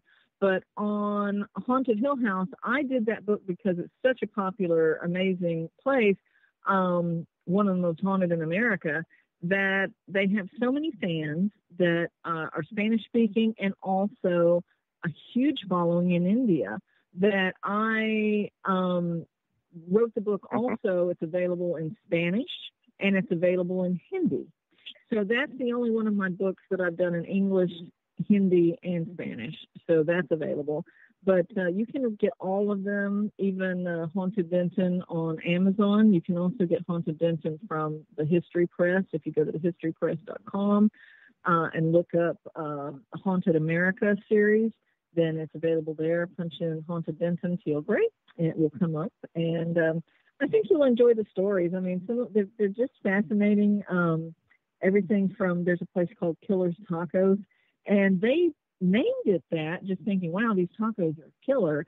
And so they named it Killer's Tacos, and then the place is really haunted. And they started to do some research and found out that it really was a killer lived there and had killed his wife and kids and himself. So in the house. So that really has quite the history. There's just so many of them. And one about the Emily Fowler Public Library. Laura Bradshaw, a friend of mine, is the head librarian there. And they had so many interactions through the years. They had a team come in, well-respected team of paranormal investigators, and they caught an EVP very clearly where they were talking, they were doing things, and doing their investigation, and you could hear, and you can hear it on the recorder go, shh, because the librarian wanted them to be quiet. And they'll find books stacked at the end of the aisles where they've been put back in the wrong spot, and so she doesn't like that, and so she'll put them out. But so they still see, they still see her there. There's a really beautiful story by Mary Bradshaw, the mother of Laura, and she was a nurse and worked at the Homer Flow Memorial Hospital that has now been turned into student housing on Scripture Hill. And people talk about being students, if they're very ill or something, a spirit will come in and they'll see it and they'll think, oh gosh, but then they realize, oh, that's just the ghost, from the Floyd Memorial. And she is very caring, and then people get better. She's been seen even at wrecks in the area. They'll see a person in a nurse's outfit, but then realize it's an outfit that's outdated, and the hospital's gone. So she's still around. She's still roaming around. So you've got all kinds of things like that. And then one story that people are really finding intriguing is there is Parker House, which is an attraction for Halloween now. It's been purchased, but the house is old funeral home. And in fact, the parents died in a plane crash back in the 30s, but the daughter stayed, on and kept using it as funeral home. Well, money started being tighter, funeral homes started opening up around, and she needed to make more money. And so she started harvesting, kidnapping people, taking them there, harvesting their organs, and then she would, bury them or cremate them, whatever. And so that's actually a very haunted house that was a very haunted house. And so a lot of activity has been captured there. There's some stories from my house that are in the book. And, we have a connection also to the outlaws. Bonnie and Clyde have been here, Jesse James, outlaw Sam Bass. And Sam Bass is a tie-in, I know we got to go, but quickly, Sam Bass is a tie-in not only to Denton, but also in the book from last year, Haunted Hill House, they believe Sam Bass hid his gold in one of the caves behind the house on Eastland Hill, and East Mountain in those caves. But some think, and even the Travel Channel is part of this, they have been out to investigate, and they're going back again to see if they can find Sam Bass's gold even hidden in one of the wells. There's at least 3 there at the house, and one is under the house. So pretty interesting stuff going on with that. And so, there's a little bit of history all the way running through it, all the way from the pioneers to modern day. And so I think there's a little bit of something for everybody in there, but you can definitely catch me on Amazon and find those easily there. Groovy. And if you want to catch a hold of me here in Pensacola, you can catch me at Live and Let Live Metaphysical Store in Pensacola, or on Facebook, Chattanooga Chills, Mark Fultz, or you can look up my website, Mark Fultz, Fults, and it'll take you to all these radio shows here that you're listening to, and to my books, and to all we're doing. So, Teal, I've been having a good time. I hope you had a good time. Absolutely. Thanks for having me on. I appreciate it. Yeah. I'm going, like I was just telling you during the break, I'm going to try and drag you into doing, because I started writing Victorian ghost stories that are fiction, and it's so much fun. I'm going to try and drag you into that kind of project, because I think you need to write some fiction.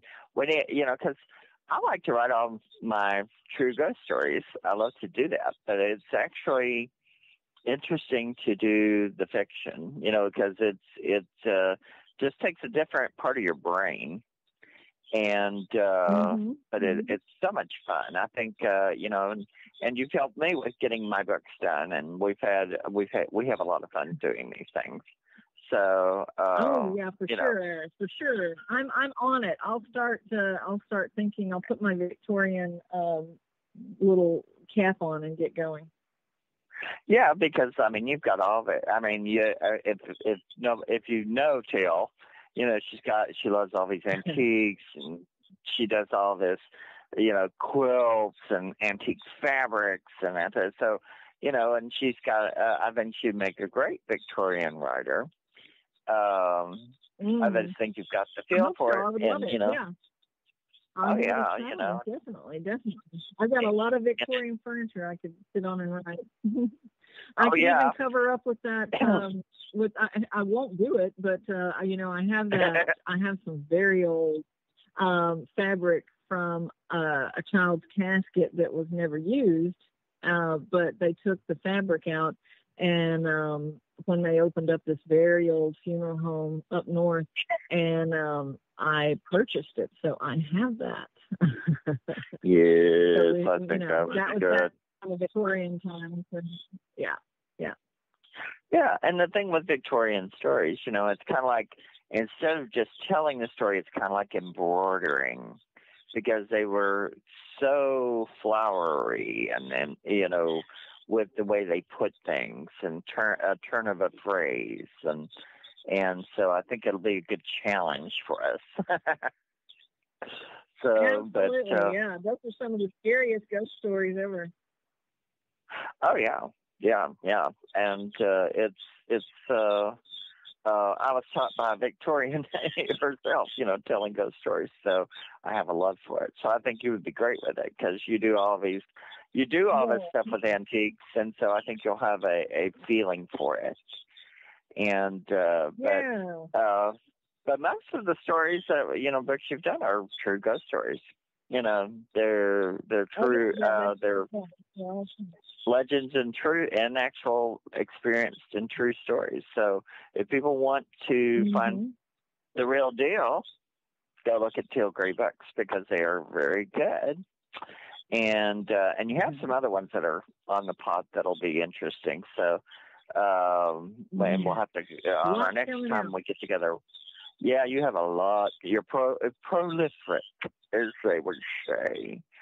And I've got to get myself jumping back into the tune, because I've got I need to get myself going. But I think I turned 60, so now I'm starting to go. Oh, I'm a little slower. But we'll figure it out here soon. But all the projects are fun. And let's see. And you have some book signings coming up, don't you? I do, yeah.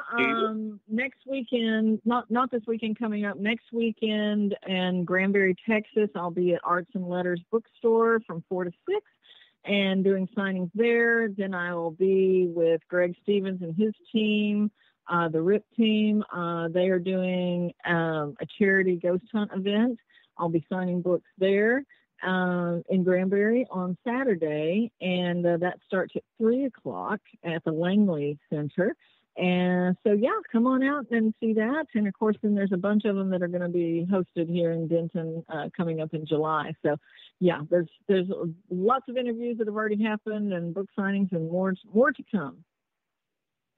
Oh, yeah. And too, once again, to make sure, when people go to Amazon, they'll find at least your 8 books that you've got there. The Haunted Denton, you have to put in, it's a little different search, isn't it? So I don't know if it pops up when you do the Amazon or not. Pop up the other ones, because it's done through, they'll have to connect it later, but because it's done traditionally published through them, it'll come up Haunted Denton /Teal Gray. But then just punch in Shades of Angels or Spirited Tales or anything else, or Haunted Hill House, and my name, and that, then it'll take you to the other big ones. It'll take you to them. So it's going, and I suggest all of it. And it's actually, let's see, we've been doing books about 5 years, I guess, haven't we? So we've known each other 7. So the first one came out in 2016. It's been okay. So So is it been overall? I mean, we've known each other longer than that, because it took some time to work on the book. But we've known each other for over 7 years now. Yeah. Oh yeah. Well, kids, I think we are going to bring this show to a close. But thank you, Teal, so much for coming. And I loved it.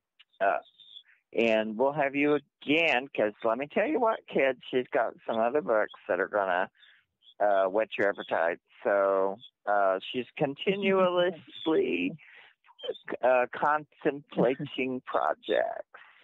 So, but we're going to say goodnight to you, Teal, and I'm going to say goodnight to you, all of you out there in the dark. Sleep tight. Don't let the bed bugs bite. And we'll see you next Thursday.